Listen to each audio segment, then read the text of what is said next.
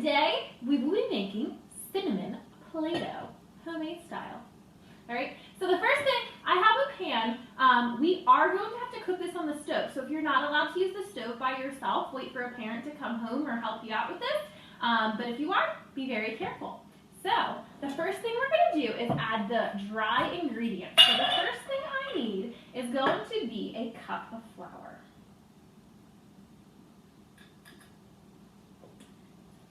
Add that to my pan. The next thing we need is a half a cup of salt, which is a decent amount of salt. So you probably want to have a big canister like this if you don't already have one.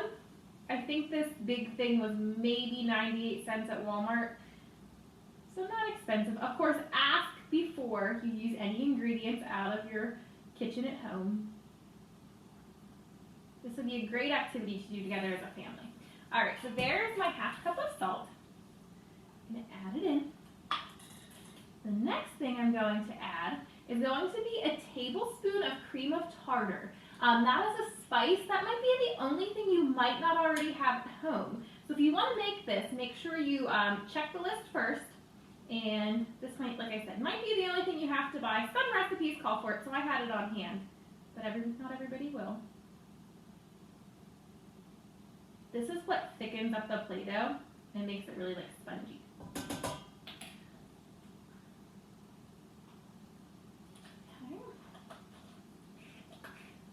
And the next ingredient is optional, but it's my favorite part. So I like my my Play-Doh to be scented, and so I'm going to add some cinnamon into my Play-Doh. I am going to grab a teaspoon, and I'm going to add 2 teaspoons of cinnamon.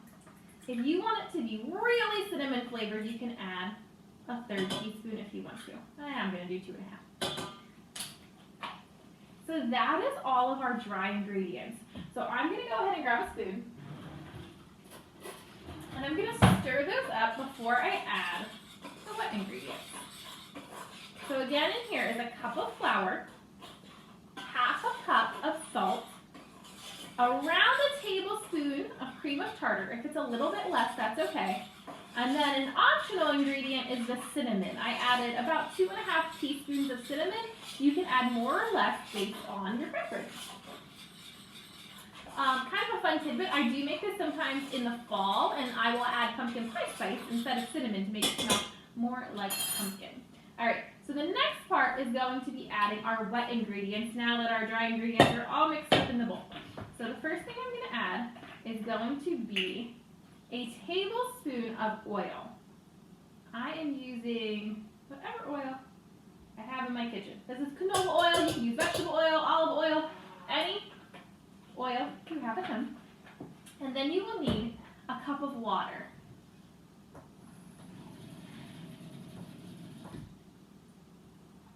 So there I have a cup.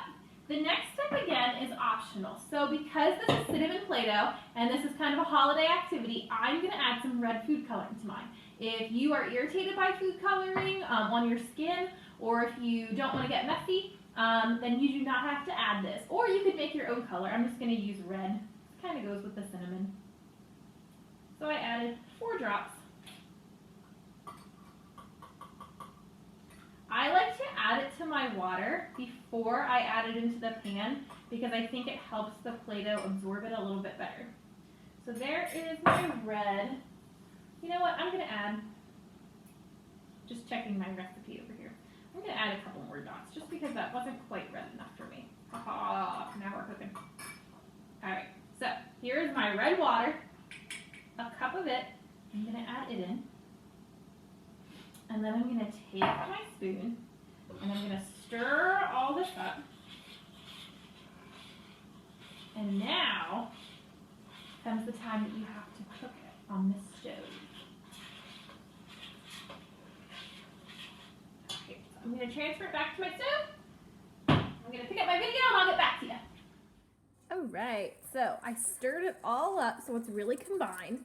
And I'm going to turn my stove to medium heat. And all I'm going to do is stand here and continue to stir this until it really starts to thicken up. And it won't take long for that to happen. So I will check back with you in a few minutes as I keep stirring this and it starts to thicken up.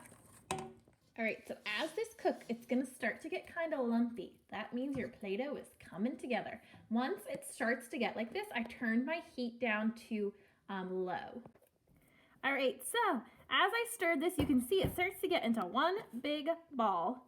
And so when it starts to get into one big ball, I'm gonna keep kind of turning it around here. I did that for about a minute, and when it really starts to stick together, you can take your pan, turn it out. I just put it on a paper plate, and I'm gonna let that cool for a few minutes.